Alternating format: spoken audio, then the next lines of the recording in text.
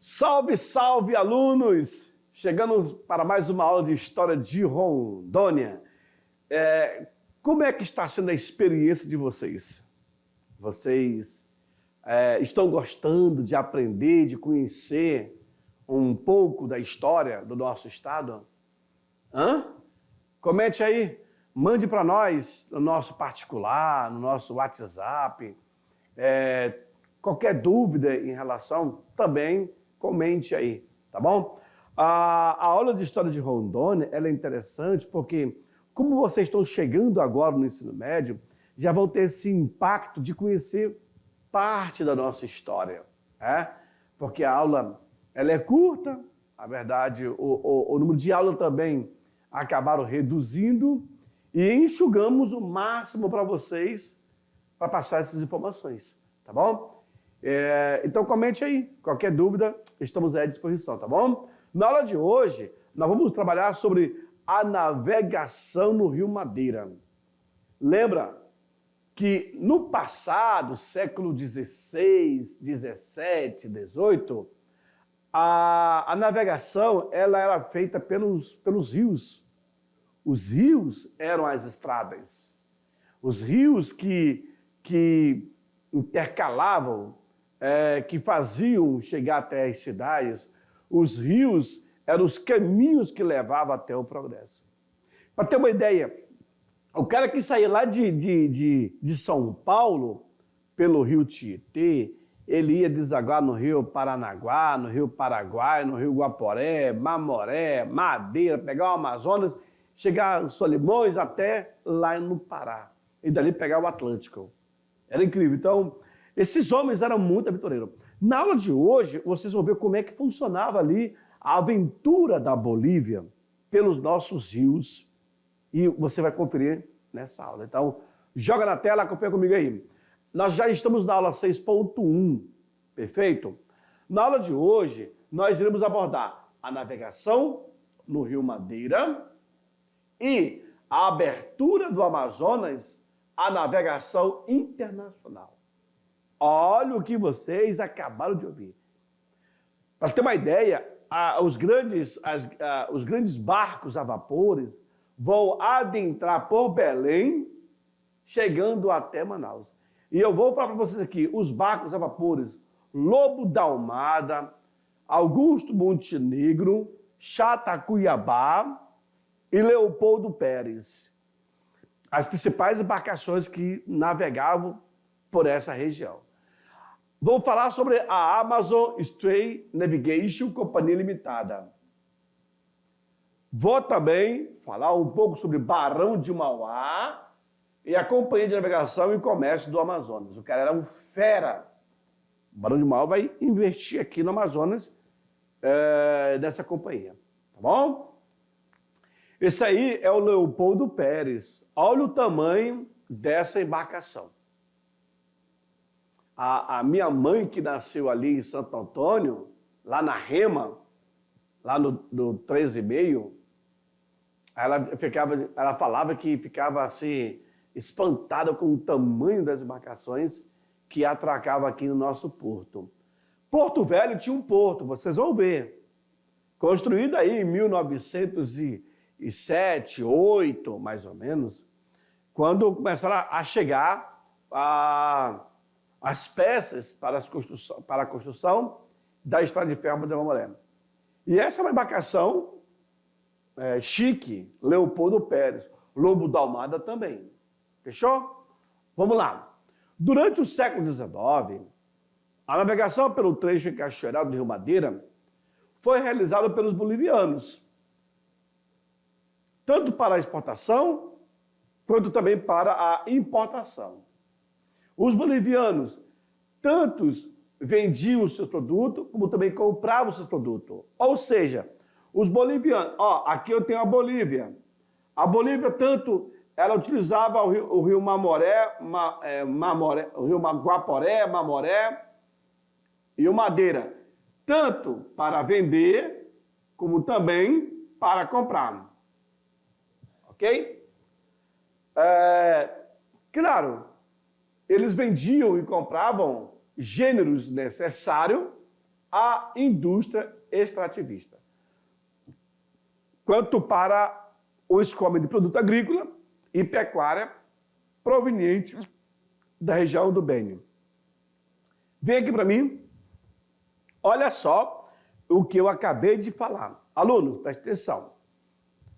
O território boliviano, ali naquela região do Beni, eles acabavam trazendo os seus produtos via embarcação.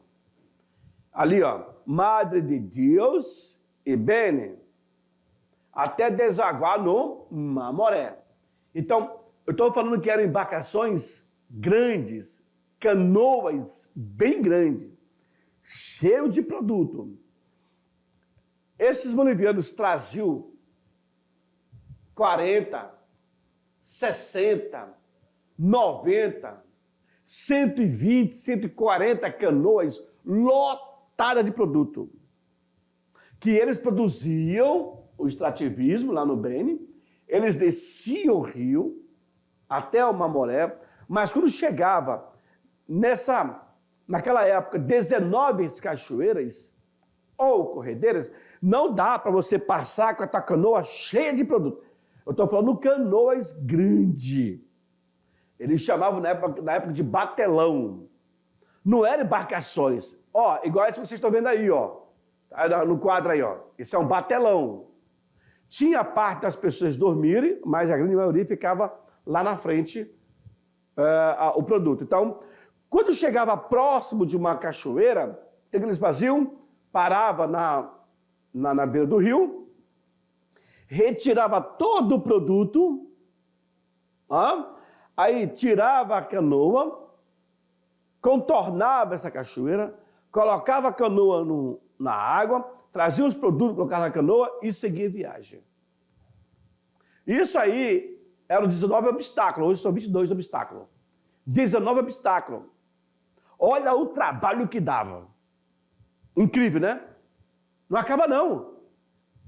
Tanto na descida como na subida. Na descida levava alguns dias para poder chegar até Belém. E na subida levava mais o dobro desse tempo para poder chegar até o Beni. E fazia todo o trabalho. Vou te falar, nessas aventuras, muitas pessoas morriam. Era muito tempo fora de casa. E contraía doenças também. Tá? Por isso que fala, a produção que vinha da região do Beni descia pelo rio e fazia toda essa trajetória até chegar em Belém.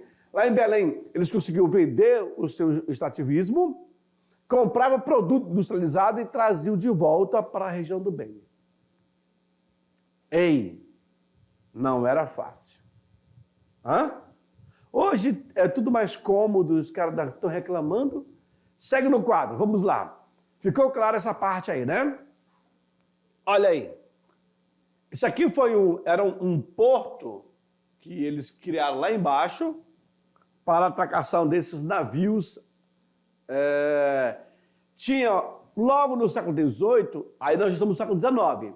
No século XVIII, tinha as embarcações a vapores que passavam por aqui. A quina ou cascarrilha provinha da província do Caupolicã, de onde o produto era transportado até Riés e Acuma, e daí até o rio Mamoré, seguindo para o rio Madeira. Era um produto que já era visto muito bem nas farmacopeias europeias, e para isso, então, tinha compradores. Olha esse porto. Lá atrás vocês estão vendo a chaminé de uma embarcação muito grande. Aqui vocês estão vendo a locomotiva, o trem. Percebe? Aqui na frente é o trem, a locomotiva, e aqui atrás são os seus vagões. Então, esse porto foi montado aqui em Porto Velho para cargas e descarga. Então, a embarcação chegava, amarrotada de peças, e aí descia a locomotiva, que faziam todo o transporte até a parte mais firme. Com o tempo, isso foi desfeito. Olha só o que o homem fez, né, senhores? De montar uma estrada como porto. Vocês imaginam o alicerce aqui em si? Imagine com o peso da locomotiva e dos produtos. Se não fosse bem firme, isso cederia. Com o tempo, isso foi desativado. Mas tinha esse porto aqui. A Bolívia exportava a maior parte de sua produção pelo Oceano Pacífico. A via do Madeira era de fundamental importância para o comércio do noroeste boliviano, pois o Atlântico estava mais próximo dela. Se tu perceberes, aluno, eu tenho aqui o território boliviano, né? E bem aqui tem o Pacífico. Era muito mais próximo para ela. Só que a Bolívia, ela vai perder seu território para o Chile. E aí, a única alternativa era enfrentar essas áreas de cachoeiras, chegar até o rio Mamoré e daqui o Madeira, indo até ao porto de Serpa, em Itacoatiara. Seria assim. O que deveria era escoar o produto. Nós precisamos vender o produto. Aí vocês imaginam o preço que chegava para o consumidor. Todo o trabalho que dava. Gente, é como se eu comprasse melancia de São Paulo. Mas por que o norte não produz? Produz bem pouca. Eu ouço gente falando na feira que a melancia é de Goiás, o milho é de Mato Grosso, não sei o quê. Será que compensa? Deve compensar. Para o cara trazer, o lucro deve ser alto ou pouco. Porque senão o cara não ia mexer com isso. Eu trouxe um caminhão lotado de melancia. O caminhão lotado de melancia, né? Aí o cara vai vender aqui. Se ele não vender num preço razoável, ele vai vencer. Banana. Nós trazemos banana lá de Vilhena, lá de Cacaulândia, lá não sei de onde, para vender aqui. Só pode ser mais em conta. O cara, ele vai colocar na balança o preço do frete, do combustível, e etc, etc, etc. Depois que paga é o consumidor. Da mesma forma, é o produto boliviano. Se ele sai dessa região do Beni, para chegar até aqui, deve valer muito a pena. E valia. Aqui nós temos uma outra locomotiva, e aqui os seus vagões. Uma outra imagem de um outro ângulo. Certo? Isso aqui é Porto Velho, senhores. Nós estamos no século 20. Porto Velho, isso aqui. Porto Velho. Essa aqui também é de Porto Velho. Esse aqui é um outro ângulo. Beleza? Possivelmente é um ângulo mais afastado, né? Mas é uma outra embarcação. É a mesma embarcação. É a mesma embarcação? Não. Não é porque aqui nós temos duas embarcações. Olha aqui, duas chaminés. E aqui é só uma. Bonito. Essa é uma imagem mais bonita. É uma imagem de 950 alguma coisa. Essa aqui é 970 alguma coisa. Essas imagens são de Dana Merrill.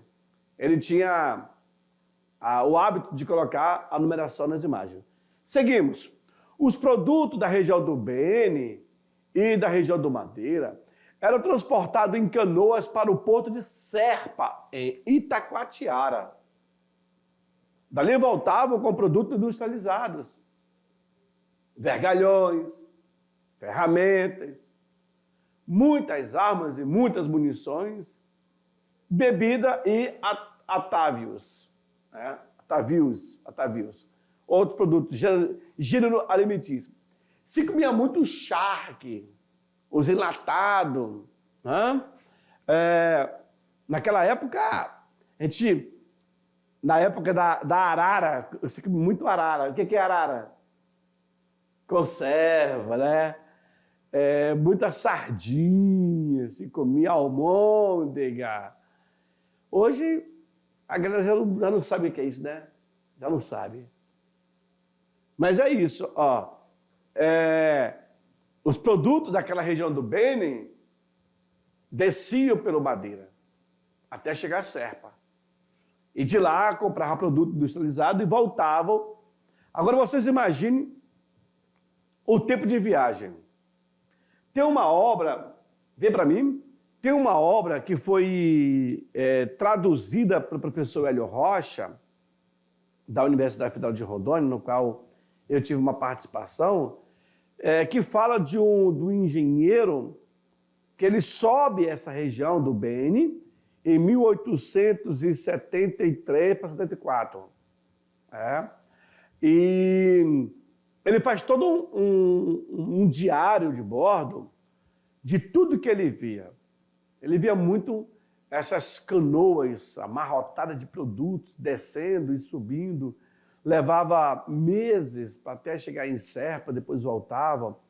E a dificuldade que acontecia, aonde eles paravam para poder descansar, dormir, as tempestades que eles pegavam, as doenças que eram adquiridas. Enfim, cara, é incrível. Somente o cara que passa por isso, que vive isso, que narra todos esses pormenores, sabe contar em detalhes. Porque você vai fazer uma expedição de um mês, cara, uma área que você nunca viu, tu vai registrando tudo. E esse pesquisador, era até um engenheiro da ferrovia, ele faz todas as anotações em inglês e depois foi traduzido. Eu tenho esse livro em casa. É interessante um pouco da cultura local, das regiões por onde ele passa. Ele consegue relatar um pouco de tudo. Muito interessante a tradução e o livro em si. Segue no quadro. Isso daqui é um batelão. É uma embarcação de carga. Eu conheci um senhor quando eu era criança, ele era chamado o velho Tota. Ele dizia que teria lutado na Segunda Guerra Mundial, na Primeira Guerra Mundial. Era a Primeira Guerra, tá? Era um senhor muito velhinho, morava na comunidade chamada Goiabal, abaixo aqui de Porto Velho, e acima de Humaitá. E ele construía batelões. Até hoje, aqui no Amazonas, tem gente que é habilitada para construir essas embarcações. Enorme. Aí tem que ver o tamanho do calado. E leva algum tempo para poder, muita madeira, leva algum tempo para poder ser concluído. E é uma técnica passar de pai para filho. Então, os caras são artífices, né? São artesão da floresta, que acabam produzindo suas próprias meios de transporte. Esse batelão aí é para muita carga. Olha lá. Em 1864, desceram por esse rio 70 canoas provenientes do Beni, trazendo charque, charutos, cacau, couro, graxo e gado em pé. Gado em pé, professor? Sim. Uma embarcação dessa aqui, ela é feita para transportar gado também. Mas eu não vou mexer, não vai... Não, ela tem existência. Isso é como se fosse uma chata. E, geralmente, o gado ele é transportado hoje em balsa, que tem mais estabilidade. Mas antigamente eram barcos menores. Então, transportar boi em pé foi uma habilidade, né? Destinavam-se à exportação pelo porto de Belém e ao consumo interno da Amazônia brasileira. Senhores, Observe aqui o tipo de embarcação. Lembra quando eu estava falando e apareceu a embarcação do Divino Espírito Santo lá atrás? Aqui no nosso painel? Pois é. Então a embarcação tinha essa parte aqui, coberta, e aqui na frente é que vinham os produtos. E as pessoas conseguiam andar pelo canto das mercadorias. Somente com o passar do tempo é que eles criam esse tipo de embarcação.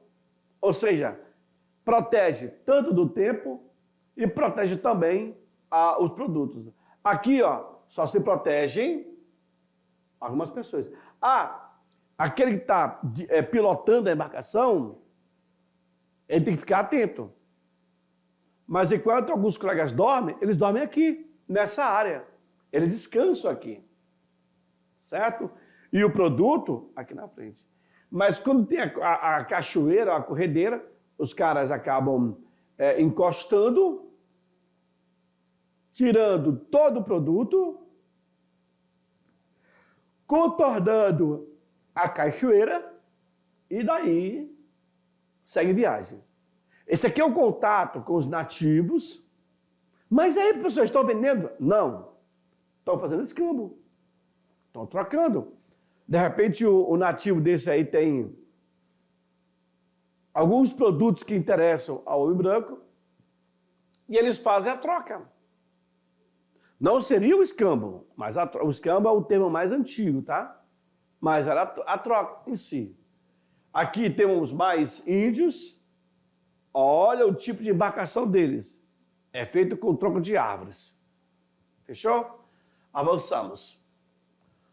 No ano seguinte, olha aqui, novas embarcações também. Olha aqui, essa embarcação que ele transportava, era assim. Olha aqui outras que vão surgindo. E aqui tem os nativos, os índios. Então, no ano seguinte, o número de canoas subiu para 98. Era interesse dos habitantes do noroeste boliviano o estabelecimento de linha de navegação a vapor pelo Rio Madeira.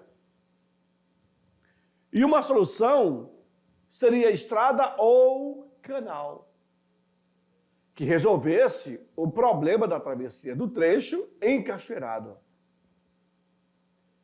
que pudesse beneficiar, além do Beni, a ampla região ali de Santa Cruz e de Cochabamba. Santa Cruz de la Sierra e Cochabamba. Então, vai haver, primeiramente, os aventureiros. Vai dar certo? Vai. Tem os perrengues? Tem. Mas no resumo de tudo, você tem mais lucro do que despesa. Só que demora. Vocês imaginem, de 70 para 98 canoas, eu estou falando canoas assim, ó. Aqui, ó. Era muito produto. Se eu tenho 98 pessoas, coloca aí o dobro, mais de 200 homens trabalhando. Vamos colocar 2 pessoas em cada canoa, ou 3 pessoas em cada canoa, porque essas pessoas, elas têm que carregar o produto, elas têm que transportar a canoa, e tem que ter homem com força. Então coloca aí 4 pessoas por canoa. É um batalhão de gente, compreende? Por isso que a ideia dos bolivianos era pensar em uma estrada ou um canal que pudesse fazer essa navegação até o Porto de Serpa. Que essa estrada ou canal poderia também beneficiar aquela região de Santa Cruz e de Cochabamba, que também tinha produto e tinha produtores. A província do Amazonas interessava estimular esse comércio por razões fiscais. O Amazonas aceita esse cara. Eu estava vindo gente da Bolívia comprar aqui em Belém. Mas os caras não pagam nada de imposto. Opa! O Amazonas, então, já surgiu uma luz. Eu vou incentivar e, com isso, vamos cobrar Vamos criar uma alfândega para cobrar os tributos. A questão da livre navegação no Rio Amazonas e seus afluentes era o centro das preocupações dos empresários ligados à indústria extrativista. Observe aí, essa imagem é chamada de a caça do jacaré. E aí os caras comem a carne do jacaré, tiram o couro do jacaré, vai ter as suas finalidades para a indústria. Lobo da Almada, olha aí. Aquela embarcação era Leopoldo Pérez, esse aqui é o Lobo da Almada. Em fase de descapitalização da economia regional, a proposta era de atrair o capital estrangeiro para o setor de transporte. Vejam, senhores, que em pleno século XX já existiam também as embarcações menores.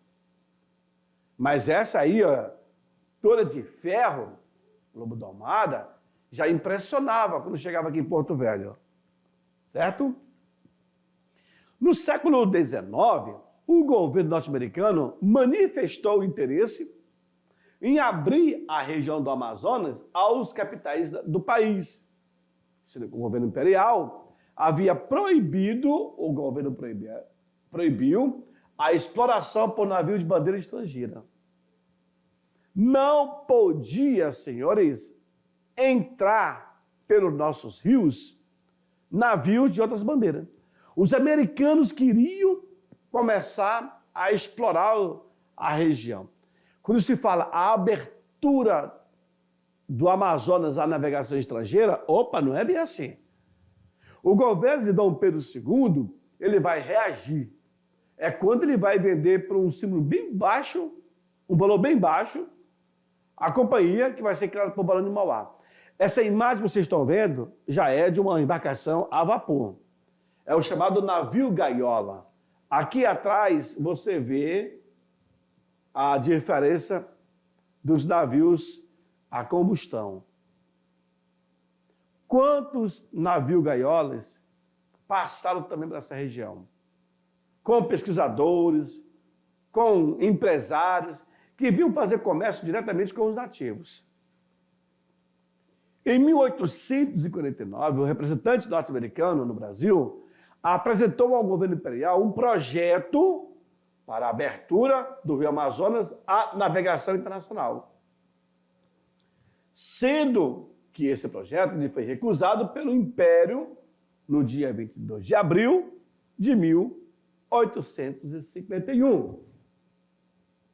Veja, o representante, de repente o embaixador, entrou com uma ideia para poder tornar o Amazonas a navegação internacional. Ou seja, qualquer embarcação pode entrar. Não. O governo imperial já cabreiro, isso pode dar algum problema, como aconteceu em outras regiões, não aceitou. Mas eu preciso que alguém tome o controle. Gente, é como se fosse hoje, sabe o quê? As estradas. Quando o governo ele não consegue manter o fluxo dessa estrada, a manutenção, o que ele faz? Ele privatiza. Aí ele entrega para uma empresa, essa empresa ela vai arrumar, vai cuidar, vai zelar, vai manter, mas porém ela começa a cobrar os pedágios. Sabia? O governo imperial brasileiro, o Dom Pedro II, ele fez a mesma coisa. Simplesmente não. Mas eu preciso que alguém cuide disso.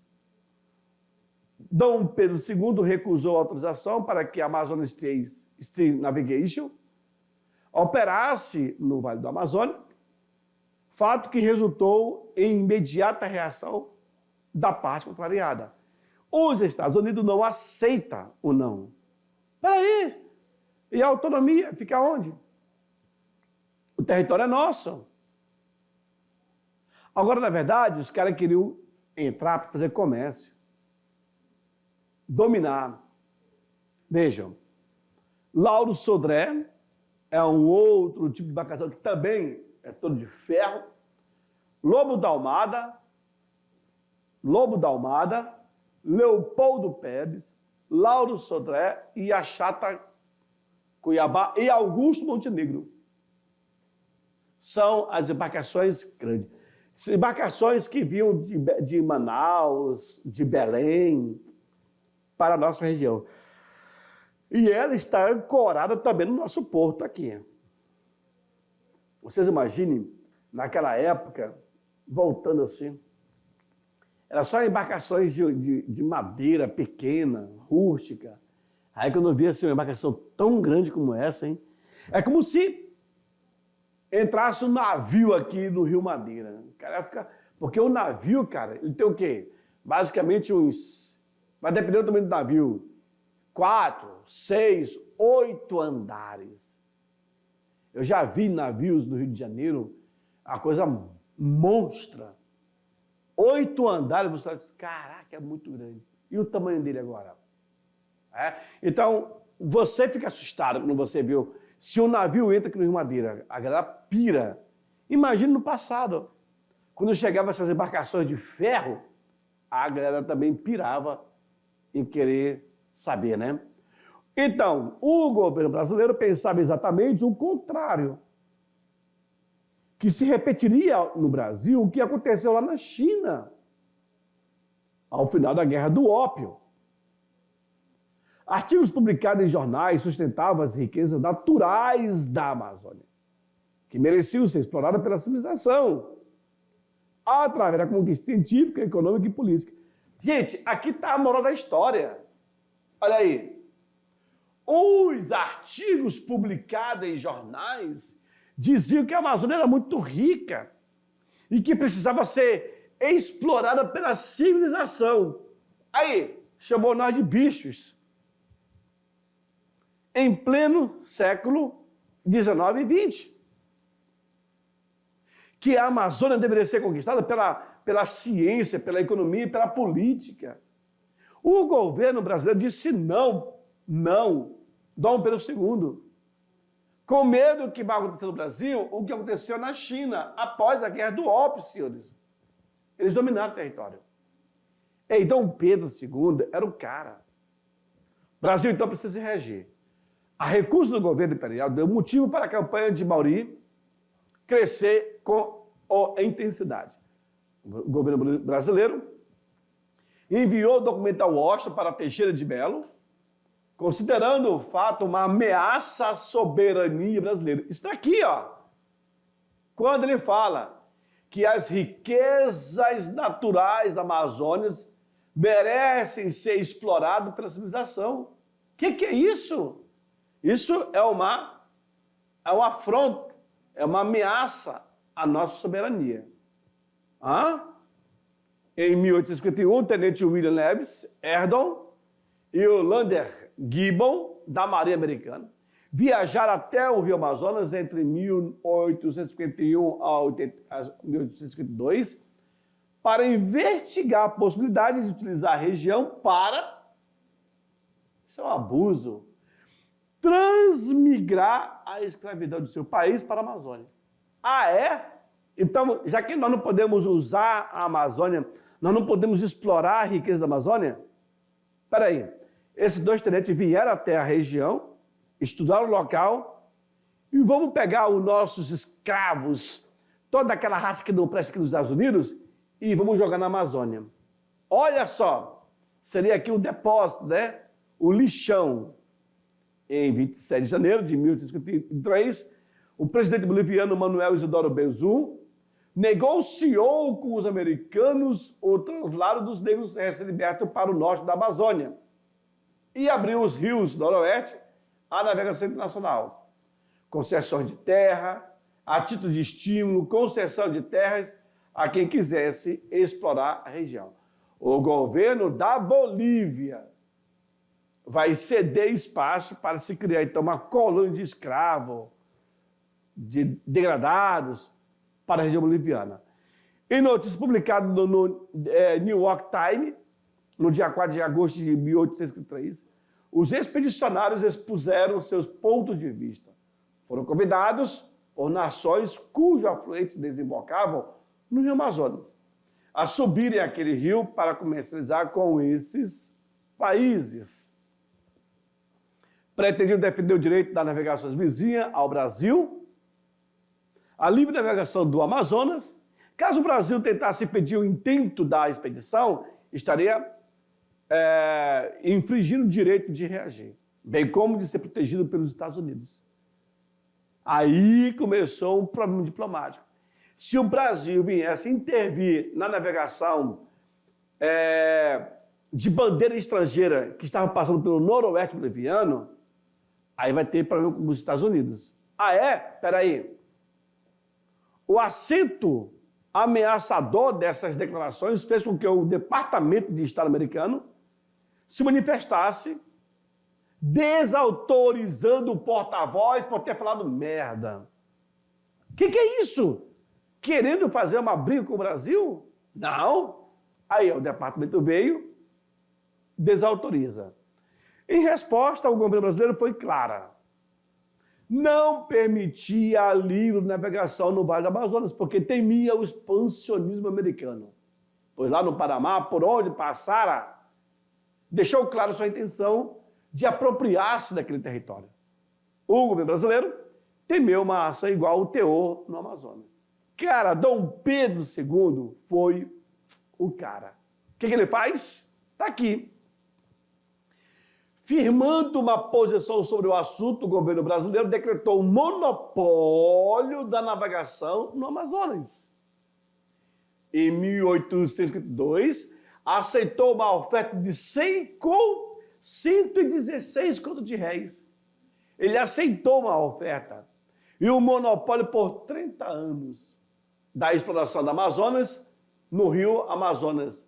Barão de Mauá, que é o Irineu Evangelista de Souza, fundou a Companhia de Navegação e Comércio do Amazonas, só para não ter o desgosto de deixar os americanos entrarem na nossa região. Ei, peraí, essa região aqui, ela é privativa. Essa região aqui tem um monopólio dessa navegação, Amazon State Navigation. Pronto. Ninguém pode explorar mais. O governo brasileiro deu a concessão e o cara vai explorar.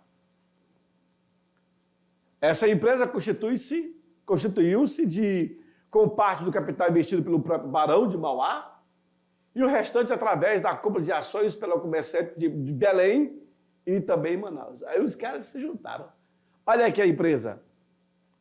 Pacific Navegação, Companhia de Navegação Pacífico. Aí, ó. Essa aí era a embarcação deles. Então, eles poderiam explorar essa região.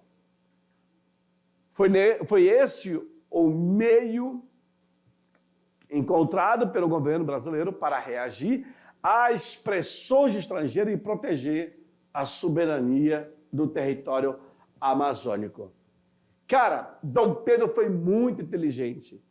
Ele percebeu que os americanos queriam explorar a região do Amazonas com argumento da ciência, do comércio, do capital, mas, na verdade, estavam querendo tomar essa área. Olha, senhores, não é de hoje que os americanos estão de olho na Amazônia, porque ela é muito rica. Tanto é que a ideia também daqueles dois tenentes de fazer um translado de negros para cá, para a região. Cara, eles tentaram de tudo. O governo reagiu. Deu a concessão por 160 contos de réis para um grande empresário, que era Barão de Mauá, e ele vai explorar. Só para dizer que, olha, tem alguém que tem concessão por 30 anos. E nisso, baixou a bola dos americanos em quererem entrar a qualquer custo na Amazônia. Gostou dessa aula? Pois é. Isso para vocês verem que os problemas de hoje foi criado lá no passado.